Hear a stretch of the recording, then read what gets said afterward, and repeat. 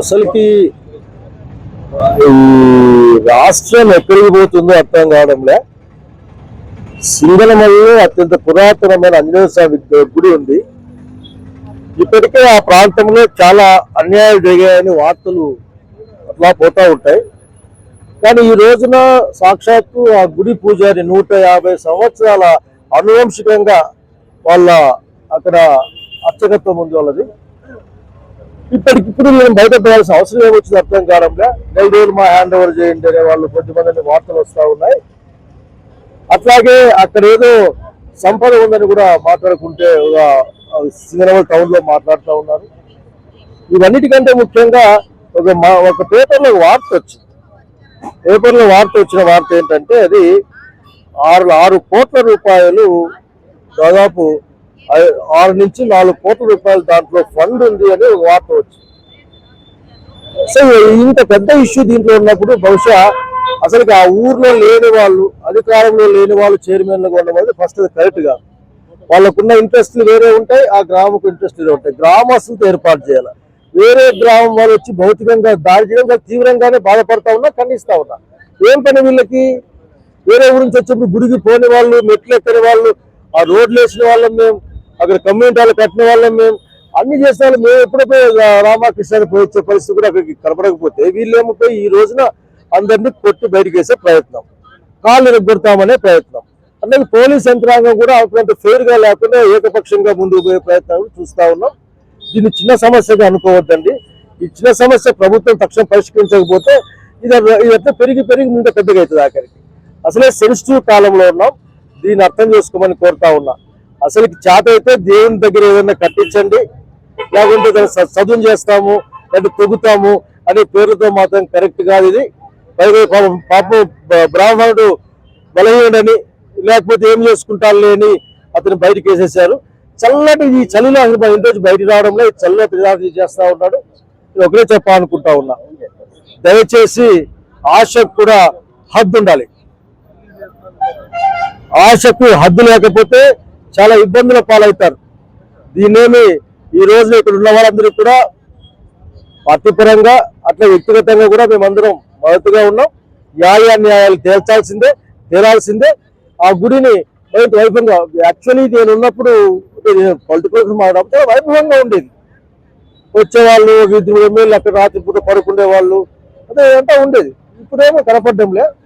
So ఈ రోజున నేను డైరెక్ట్గా చెప్తా ఉన్నాను, ఎవరెవరైతే ఇన్వాల్వ్ చేస్తారు స్పష్టంగా ఆయన కంప్లైంట్ చేశాడు, పేర్లతో సహా ఇచ్చాడు ఎవరెవరని.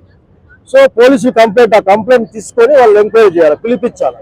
ఇట్లా కాకపోతే జరిగే పరిణామాలకి అక్కడ ఉన్న ఆ దాడి చేసిన ఆ దుండగులు, లేకపోతే ప్రభుత్వమే దానికి బాధ్యత వహించాల్సి వస్తుంది తెలియజేస్తాం. అదంతా కలిసి ఉండడమే, ఆఫీసర్లతో మాట్లాడటమే. ఇది డెమోక్రటిక్ కంట్రీ కదా, ప్రజాస్వామ్యబద్ధంగా ఇది ఫైట్ చేస్తాం, మాట్లాడతాం. ఆ సమస్య రిజాల్వ్ అవ్వడం కోసం మా దగ్గర అన్ని శక్తులు లభిస్తాం. నా పేరు జై శ్రీరామ్. నా పేరు శ్రీరామాచార్య అని చెప్పేసి. మా కుటుంబము ఒక 150 సంవత్సరాలు పూజ చేస్తుంది కొండ మీద. కానీ గత 10 ఏళ్లుగా మా హయాంలో గత 10 ఏళ్లుగా మేము ఎప్పుడు చూడని ముఖాలు కూడా ఇవాళ అభివృద్ధి పేరుతో కొండ మీదకి వచ్చి అభివృద్ధి చేయడం మానేసి పూజ విషయంలో రావడము. రాఘవేంద్ర స్వామి పీఠాధిపతులు, పూజారులు మీరంతా మూర్ఖులు, పిడివాదులు. ఇలాంటి వాళ్ళ ఆగమశాస్త్రాలకు, పురాణ పూజలకు ప్రజాస్వామ్యం చోటు లేదు. పూజల్ని ప్రజాస్వామ్యంలో ప్రజలు చెప్పేట్టు చేయాలి, లేకపోతే మీ గుడి వదిలిపోవాలని చెప్పి అని మమ్మల్ని పదే మా మీద దాడి చేస్తున్నారు. మేము ఒకటే మాట అడిగాము, దేవస్థాన పూజ అనేది బ్రాహ్మణ సంబంధించిన విషయం, అది వాళ్ళే చేయాలి, వాళ్ళే చెప్పాలి ఏం చేయాలని చెప్పేసి. మీరు దాని విషయం వస్తున్నారు అడిగితే వాళ్ళు అవన్నీ మాకు కుదరదు, మీరు వెళ్ళిపోవాలంటున్నారు. ఆ విధంగా చెప్తూ పదే మా మీద దాడి చేస్తున్నారు వాళ్ళు. నిన్న సాయంకాలం కూడా ఎమ్మెల్యే గారి తల్లి గారు మా నాన్నగారు ఫోన్ చేశారనమాట. ఫోన్ చేసి మాట్లాడితే మేము అన్నాము, మాట్లాడుకోవడానికి ఒక 4 టైం ఇవ్వన్నాము. ఆమె ఇప్పుడే చాలా టైం అయిపోయింది ఇచ్చింది, సాయంకాలం కాల్ చేయకపోతే మా వచ్చి కొట్టాలన్నారు. అన్నట్టుగానే వాళ్ళు సాయంకాలం అంతా వచ్చి కొండ మీద కళ్యాణం బీగా పగలగొట్టి కొత్త బియ్యం వేసుకొని ఆంజనేయ గుడికి కొత్త బియ్యాలు వేసేసి సాయంకాలం శ్రీ కోట్ల గారి ఆధ్వర్యంలోనే ఒక కొత్త పూజారిని, అంటే బ్రాహ్మణితుడు అనమాట, కులం గురించి వద్దు కానీ బ్రాహ్మణితుడిని పిలిపించి వేళలో ఆగమశాస్త్ర విరుద్ధంగా వాళ్ళని గర్భాలయంలోకి తీసుకెళ్లి పాడుతూ వాళ్ళ చేతి పూజ చేయించారు. ఇది ఇంత అన్యాయం జరిగింది కొండ మీద.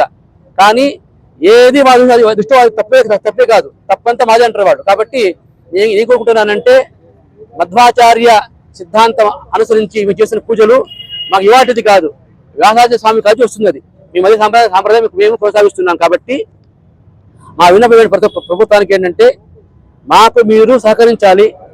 బ్రాహ్మణ మనోభావాలు దెబ్బతీయద్దండి. గుళ్ళలో ఉండే ఆగమశాస్త్రాలను గౌరవించి అదే విధంగా పూజ చేసే మీరు దాన్ని కొనసాగించాలి. రాజకీయ పరంగా ఎటువంటి జోక్యం దేవస్థానం ఉండకూడదు. సేవ చేయాలనుకునే వాళ్ళు ఎవరైనా సరే, మేము ఎవరికి వ్యతిరేకం కాదు, ఏ పార్టీకి వ్యతిరేకం కాదు, ప్రభుత్వానికి మేము వ్యతిరేకం కాదు. మా విన్నపం ఏంటంటే ఎవరికి అభివృద్ధి చేయాలంటే మా ఆధ్వర్యంలో ఉన్న ట్రస్ట్కి మీరు సహకరించండి. వచ్చి మేము చెప్పే చోట మీరు అభివృద్ధి చేసి ఇవ్వండి. పేరు మీదే వేసుకుని నాకు అభ్యంతరం లేదు. కానీ చెప్తా,